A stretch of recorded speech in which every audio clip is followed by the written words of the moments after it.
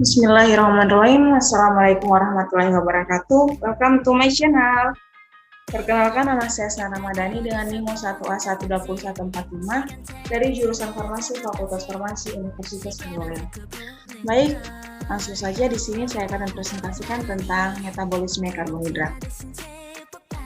Adapun subunit yang akan saya bahas yaitu glikolisis, glikogenesis, glikogenolysis, dan gluconeogenesis. Glikolisis merupakan proses penguraian gula enam-karbon menjadi 2 molekul asam pirofat berkarbon. Pada tahap 1-4, proses glikolisis membutuhkan ATP. Kemudian pada tahap 5-9, glikolisis menghasilkan ATP. Selanjutnya yaitu glikogenesis. Untuk tahap pertama dalam proses metabolisme karbohidrat, yaitu pemecahan glukosa menjadi asam pirofat disebut glikogenesis. Kemudian asam pirofat tersebut akan dioksidasi menjadi asetil yang kemudian akan masuk ke rangkaian siklus asam sitrat untuk diubah menjadi energi dalam bentuk ATP. Sehingga dapat dikatakan bahwa glikogenesis merupakan suatu proses anabolik dalam membentuk glikogen untuk menyimpan glukosa ketika kadar glukosa dalam darah tinggi seperti saat sesudah makan. Selanjutnya yaitu glikogenolisis. Glikogenolisis adalah suatu proses pemecahan glikogen yang terjadi melalui jalan yang berbeda, yang tergantung dari proses apa yang mempengaruhinya. Molekul glikogen dapat menjadi lebih kecil atau bahkan lebih besar, namun sangat jarang apabila molekul tersebut dapat dipecah dengan sempurna. Selanjutnya yaitu gluconeogenesis. Gluconeogenesis merupakan suatu lintasan metabolisme yang dapat dimanfaatkan tubuh untuk menjaga kadar glukosa dalam darah tetap seimbang selain dengan glikogenolisis. Siklus glikolisis. Glikolisis adalah rangkaian reaksi kimia penguraian glukosa yang memiliki 6 atom C menjadi asam pirofat, senyawa yang memiliki 3 atom C, NADH, dan ATP.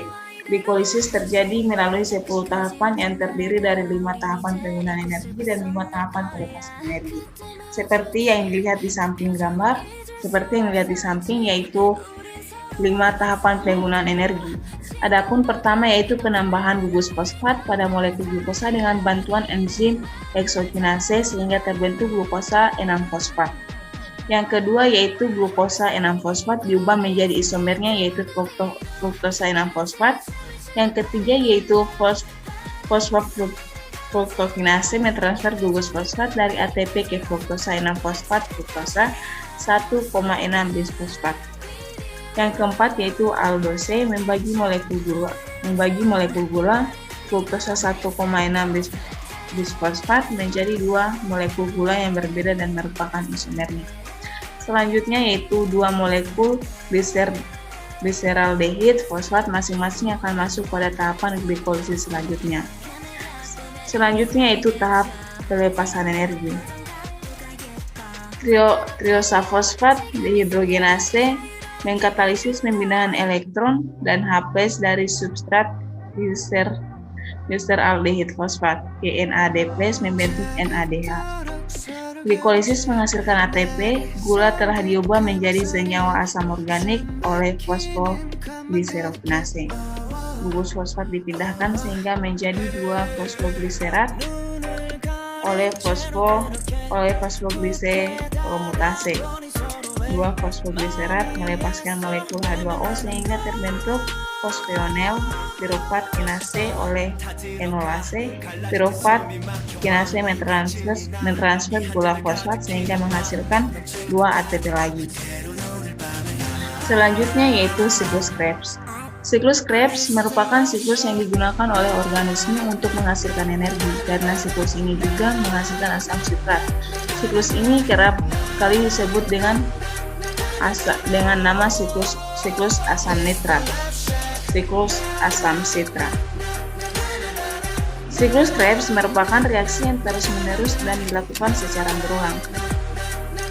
Sehingga pada tahap pertama yaitu proses pembentukan sitrat. Pada tahap kedua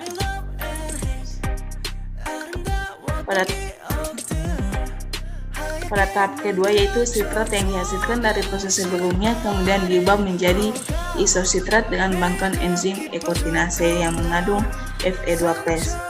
Yang ketiga yaitu terjadi proses dekarboksilasi Yang keempat, terjadi proses pengubahan alfa ketoglutarat menjadi suksinil CoA oleh enzim alfa ketoglutarat kopes dan proses oksidasi. Selanjutnya yaitu suksinil CoA kemudian diubah menjadi suksinat. Pada tahap ini, suksinat akan dioksidasi menjadi fumarat dengan bantuan enzim suksinat dehidrogenase. Yang ketujuh adalah proses hidrasi, dan yang kedelapan yaitu malat kemudian dioksidasi untuk menghasilkan oksaloasetat. Selanjutnya yaitu rantai respirasi atau transport elektron. Transport elektron adalah proses terakhir dari respirasi aerob, di mana akan dihasilkan ATP dari NADH dan FADH2 hasil dari glikolisis, dekarboksilasi oksidatif, dan siklus Krebs. Hubungan metabolisme karbohidrat, lipid, dan asam amino. Hubungan antara metabolisme karbohidrat, lipid, dan asam amino yaitu mereka akan dimetabolisme yang hasil akhirnya akan menjadi asetil CO2, di mana asetil CoA merupakan substrat untuk siklus Krebs. Kemudian dari siklus Krebs dihasilkan karbon dioksida. Proses glikolisis aerob dan energi ATP yang dihasilkan satu glukosa. Proses respirasi aerob adalah respirasi yang membutuhkan oksigen. Proses glikolisis aerob terjadi secara empat tahap, yaitu glikolisis. Pada proses ini terjadi pemecahan glukosa. Dan yang kedua yaitu dekarboksilasi oksidatif berada pada mitokondria, tepatnya pada matriks mitokondria. Yang ketiga yaitu siklus Krebs terjadi dalam matriks mitokondria. Yang keempat yaitu transport elektron dan fosforilasi oksidatif adalah tahap di mana terjadi pengubahan NADH dan FADH menjadi energi yang berbentuk ATP agar bisa digunakan oleh tubuh. Tempat berlangsungnya tahapan transport elektron berada di bagian mitokondria, tempatnya di membran dalam kristal mitokondria. Selanjutnya yaitu proses glikolisis anaerob dan energi ATP yang dihasilkan satu glukosa. Respirasi anaerob adalah proses katabolisme yang tidak membutuhkan oksigen untuk menghasilkan energi. Respirasi anaerob terjadi pada bakteri, ragi, dan organisme prokariotik ataupun makhluk hidup uniseluler yang berada pada lingkungan dengan kadar oksigen yang rendah. Respirasi anaerob berdasarkan hasil katabolismenya dibedakan menjadi dua, yaitu fermentasi alkohol dan fermentasi asam laktat. Fermentasi alkohol adalah respirasi anaerob yang mengubah glukosa menjadi energi. Respirasi anaerob menghasilkan energi dalam jumlah kecil, yaitu 2 ATP. Itulah presentasi dari saya, lebih dan kurangnya mohon dimaafkan. Wabillahi taufiq wal hidayah. Wassalamualaikum warahmatullahi wabarakatuh.